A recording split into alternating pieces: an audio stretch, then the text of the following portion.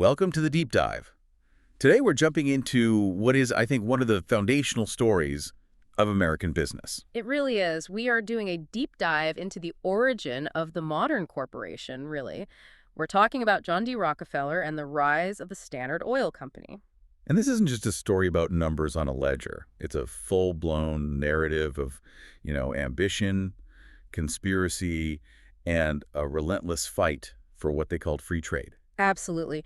And to tell this story, our main source is Ida M. Tarbell's incredible 1904 investigation, The History of the Standard Oil Company.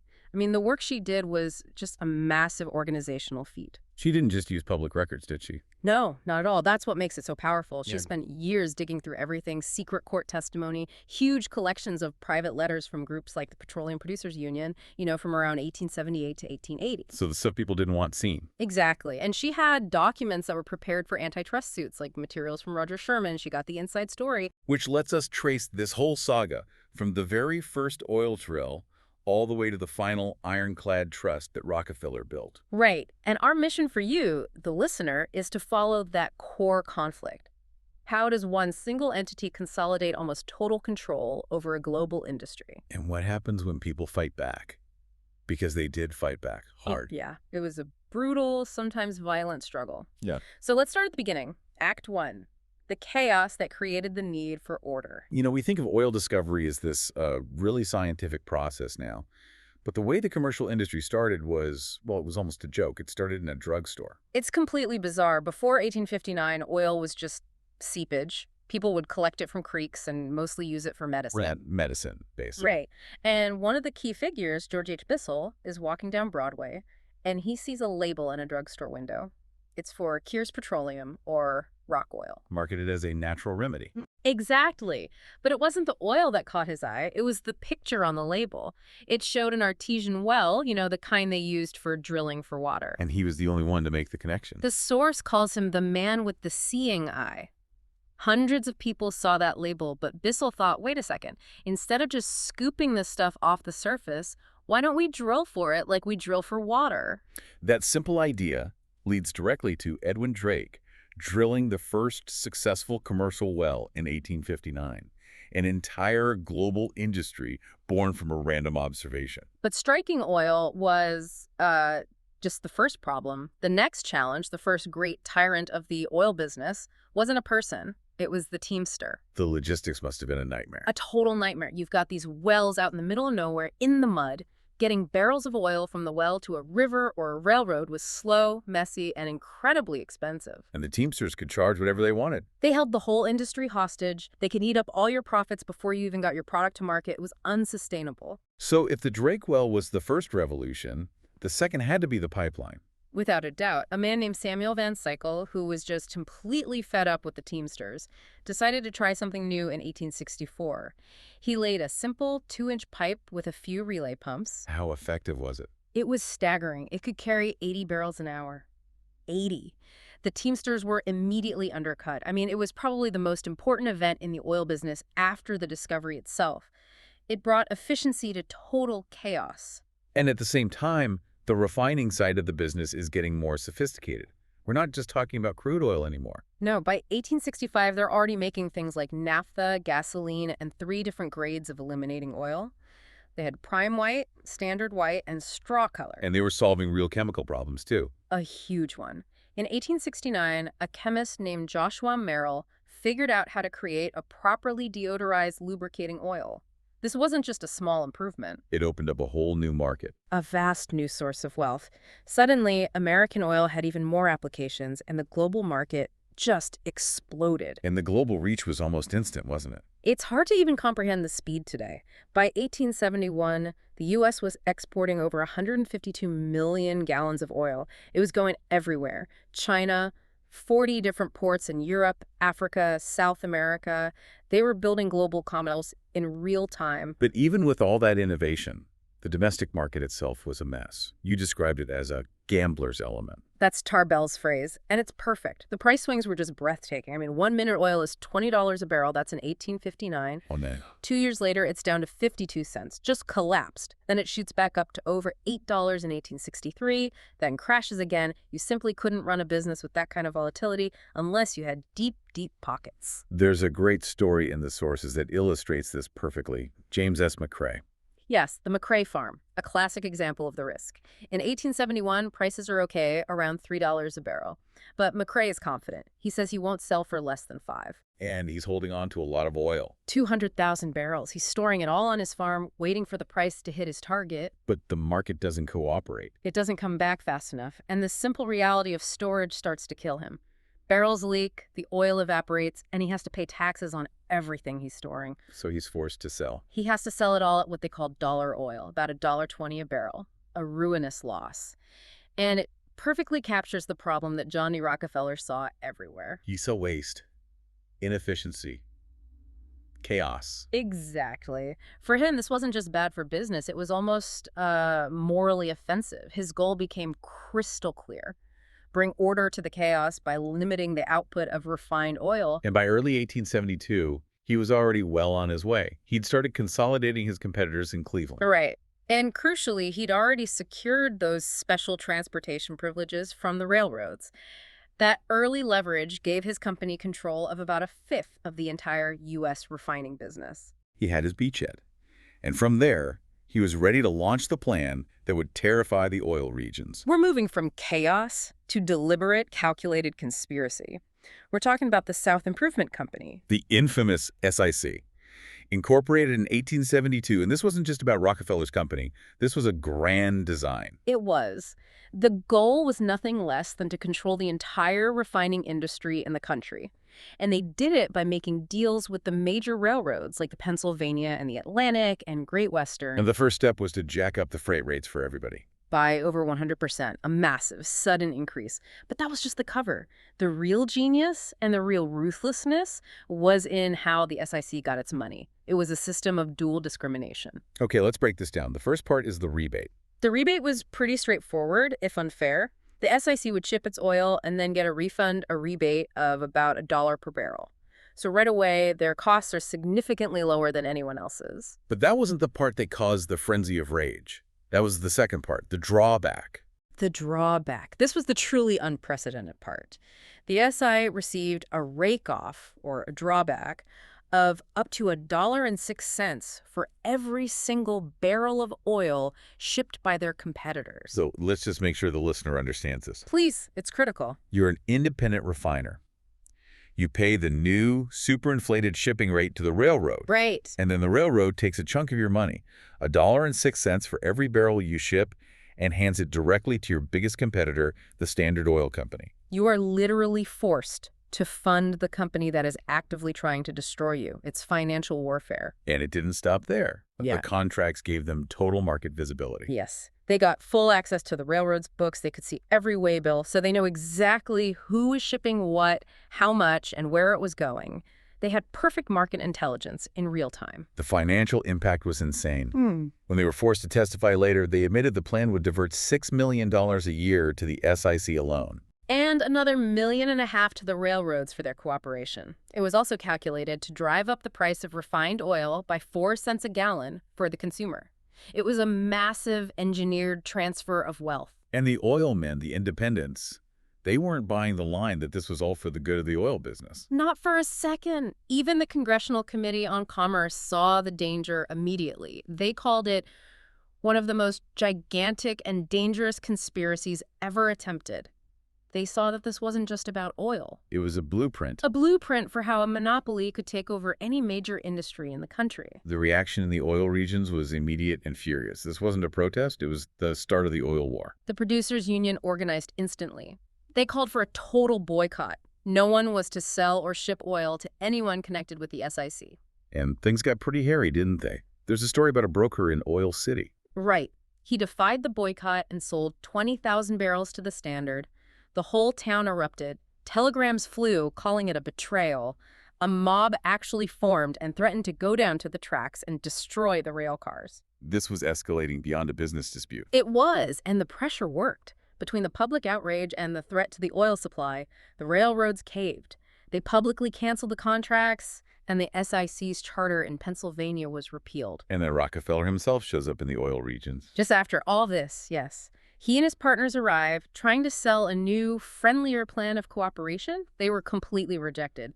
The local newspaper, the Oil City Derrick, just sneered at them. Quoting, "Sic semper tyrannis, sic transit gloria South Improvement Company. Thus always to tyrants." A huge victory for the little guy. A beautiful moment of resistance, and it was completely premature. They had won the battle but had no idea they were about to lose the war. Because Rockefeller didn't give up. He just changed tactics. He pivoted instantly. Within 3 months, by August of 1872, the producers discovered the horrible truth. The consolidation plan had happened anyway, just quietly, behind the scenes. Through a new organization. A National Refiners Association. It included 4/5 of the entire U.S. refining industry. And the president, of course, was John D. Rockefeller. So all that fighting just forced the monopoly to become quieter, more insidious. Exactly. They realized they hadn't defeated their enemy. They had just forced it to move in next door. As the source says, they now had an enemy at home. So the story after 1872 is really about how promises and public agreements meant nothing in the face of economic power. The producers thought they'd won perfect equality. That phrase from the March Agreement, that equality lasted, what, a few weeks? The ink was barely dry on the paper before the Lakeshore and New York Central Railroads started giving Standard a 25-cent rebate. Their word was basically worthless. It was worth less than guaranteed freight, that's for sure. Which raises the question, why were these massive railroad companies so willing to betray everyone else for one company? The economics are just cold and brutal. General Devereux of the Lakeshore explained it in testimony. It all came down to consistency. Standard could guarantee 60 carloads of oil a day. Every single day. Every day. That's over 4,000 barrels. It allowed the railroads to run what they called solid oil trains.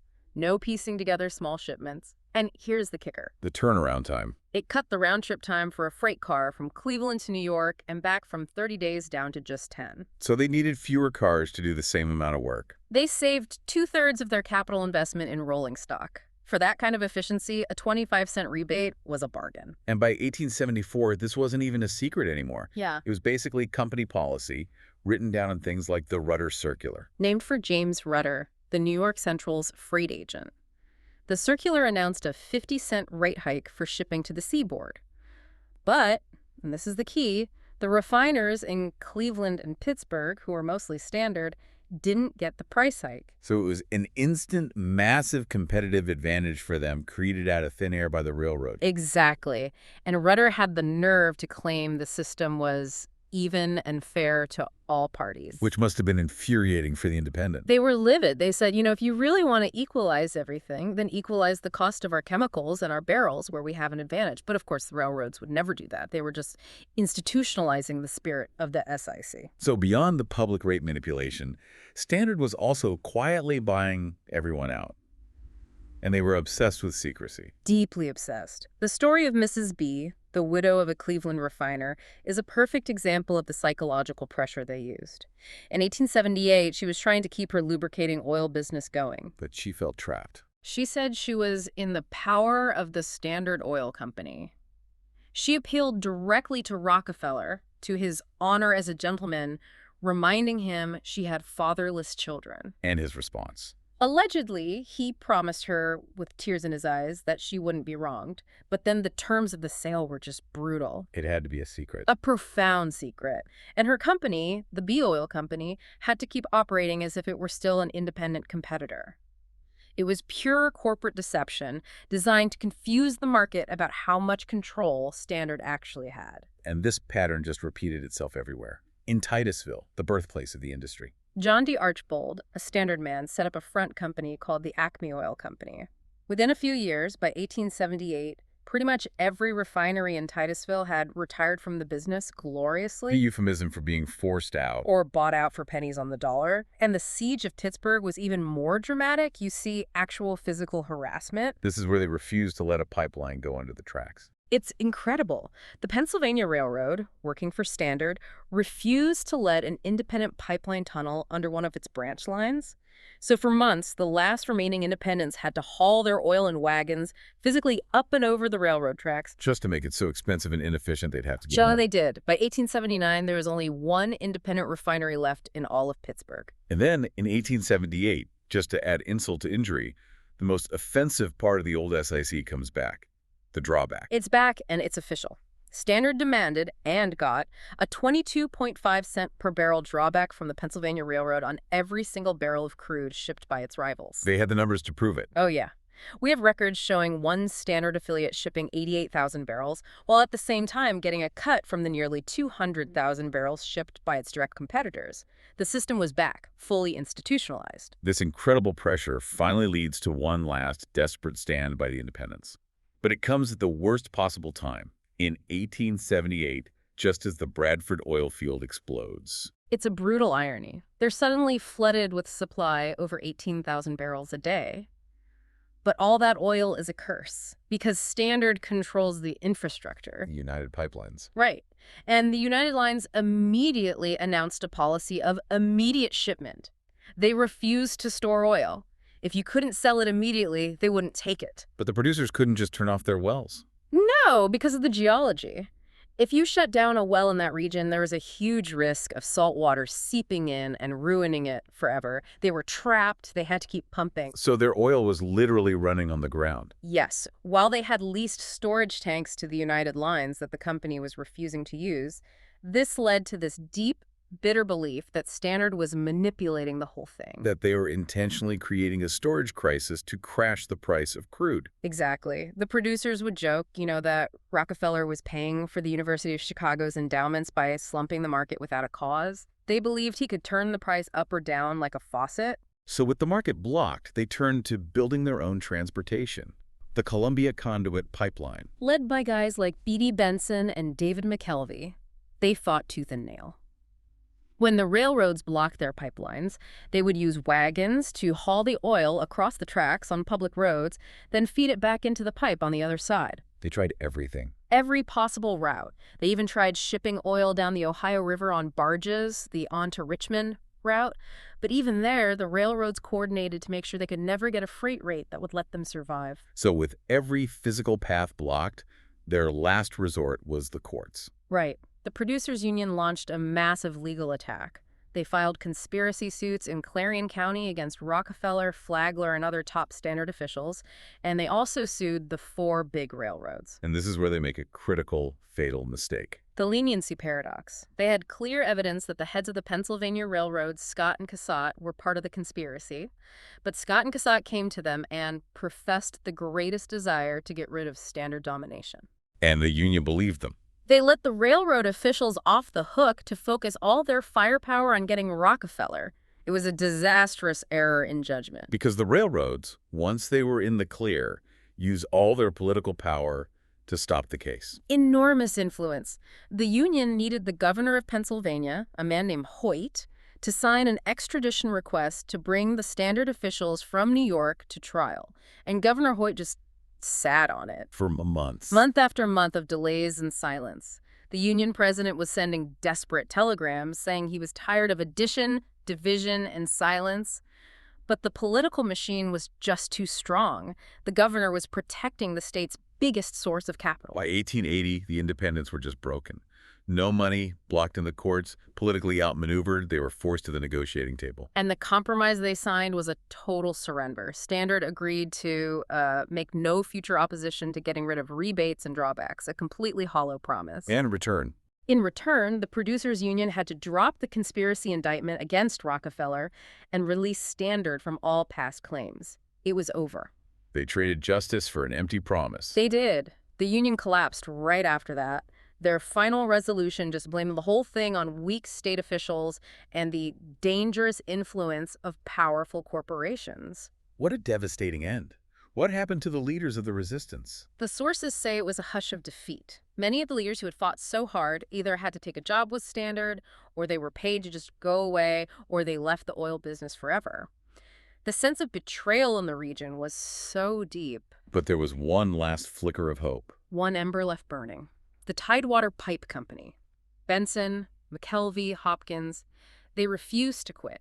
They were still trying to build an independent pipeline all the way to the seaboard. And this leads to the final, ultimate showdown, Act V. The Tidewater was an incredible success story at first. They actually built their pipeline to Williamsport and started forcing the Reading Railroad to work with them. And Rockefeller saw that his control over the railroads wasn't enough. He had to control the pipes themselves. He made what the sources call a truly Napoleonic decision. He decided to just build his own superior pipeline network, all the way from the oil fields to the coast in New Jersey. Which required a new corporate structure, the National Transit Company. Formed in 1881. And its charter was basically a carbon copy of the old South Improvement Company charter. It gave them the power to do almost any kind of business anywhere in the world. It was built for empire. And for 4 years, Tidewater and Standard fought a brutal war over transportation. Vicious rate battles, legal fights, the trunk line railroads, even as Standard was building its own pipes, still colluded to crush Tidewater. Finally, in 1883, Tidewater had to surrender. They were forced into an alliance. An alliance where they were only allowed to carry 11.5% of the total oil business. Standard took the other 88.5%. And that deal stuck. It stuck. Because, as the sources note, once an agreement was made, Mr. Rockefeller always keeps his word. It wasn't about competition anymore.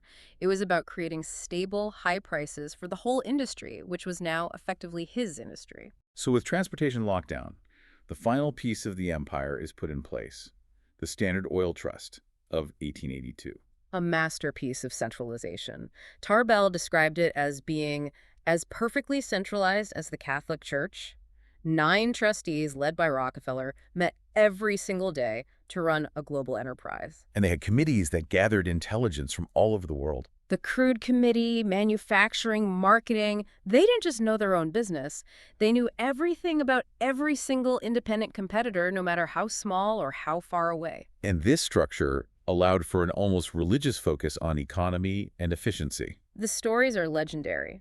At their big canning factory, which made 70,000 cans a day, they literally sifted the dirt from the factory floor to recover tiny scraps of tin and solder. And they were exploiting tariff loopholes, too. Masters of it. They'd import tin from Wales, use it to make cans for export, and then claim a refund on the import duty. It was relentless, calculated cost saving on a massive scale. But as one of the partners, H.H. Rogers, famously said this wasn't for the public good. No, he told an investigator, "We are not in business for our health, but are out for the dollars." And this efficiency was paired with incredibly unethical tools for crushing local competition. That intelligence network became a weapon. A devastating weapon. They had spies inside the railroad and steamship companies who sent them secret reports on every shipment made by a competitor. So they knew exactly who was buying from the independents. And as soon as they got a report, a Standard agent would be dispatched to that customer to either threaten them or drastically undercut the price. They would threaten to ruin a local merchant's business just for buying independent oil. It even escalated to outright criminal conspiracy. The case in Buffalo. The Buffalo Lubricating Works. In 1892, some of Standard's top affiliates were actually convicted of conspiracy for trying to get an employee to sabotage a rival refinery. What did they want him to do? The testimony is shocking. One of the managers suggested to the employee, suppose he should arrange the machinery so it would bust up or smash up. They were convicted of trying to incite industrial sabotage to get out of a lawsuit. It was a terrifying look behind the curtain. So even with all this power, the trust structure itself was legally shaky. Its secrecy was its biggest vulnerability, and that led to a major legal challenge from the state of Ohio in 1890. A quo warranto suit, which basically means... By what right? The state was challenging the company's legal right to exist, arguing that the secret trust agreement was an illegal monopoly that violated public policy. And the Attorney General, David Watson, was under a lot of pressure to drop the case. Immense pressure. He was a young guy who just believed in the rule of law. He faced alleged bribe attempts and got a warning letter from the powerful politician Marcus Hanna. But he won. The Ohio Supreme Court ruled against the trust in 1892. A huge victory on paper. But Standard was brilliant at legal evasion. They just dissolved the trust and renamed the trustees liquidating trustees. So nothing actually changed. Nothing. Same people, same management, same distribution of profits. It was a legal fiction designed to look like compliance. And it took years for the state to catch on. A new Attorney General, Frank Monnet, realized in 1897 that they were still violating the court order. When he demanded to see the company's books, their secretary famously refused. On what grounds? He said the books would incriminate the company. A stunning admission. So facing real legal jeopardy in Ohio, they needed a permanent safe harbor. They needed to find a state that would let them be a monopoly. And they found New Jersey. New Jersey had just changed its corporation laws to be incredibly friendly to large consolidated companies. It was the loophole they needed. So in 1899, they formed the Standard Oil Company of New Jersey. They increased its capital from $10 million to $110 million, and this single legal entity became the holding company for the entire empire. The trust was reborn, this time fully legal, at least under New Jersey law. What a story. You trace it from start to finish, and you see this dual nature. On one hand, you have undeniable business genius and efficiency. The sifting of the floor dirt, the logistical brilliance, it's real. But it is fundamentally tied to a systematic, ruthless, and often illegal campaign to destroy competition. And we see that they were hostile to any notion of a level playing field. Yeah. They fought the Interstate Commerce Act for over a decade. They fought any law that tried to create fair competition. To them, fair competition was just another inefficiency that needed to be eliminated for the good of the oil business. Which brings us to the big ethical paradox here. They did bring order. They did eventually lower prices for consumers around the world. Undeniable benefits. But they did it by breaking rules, using deceit, and deploying tactics that were, in some cases, criminal. And it leaves you with that question. Is a thing won by breaking the rules of the game worth the winning? Does the end result justify the means? It's not just a historical question either. You look at the big tech giants today, and you can see echoes of the same playbook. The control of infrastructure, the predatory pricing, the gathering of market intelligence. Right. The fight that those oil producers started in the 1870s isn't over. The tools are different now, but the fundamental drive to eliminate competition through sheer scale is exactly the same. So the final thought for you, the listener, is this. Given the incredible wealth and efficiency that Standard Oil created, how do we as a society measure the value of fair play? And when aggregated capital gets that powerful, are our laws and our political will strong enough to ensure a level playing field? Or will capital always find a way to create its own rules, just like Standard Oil found its safe harbor in New Jersey?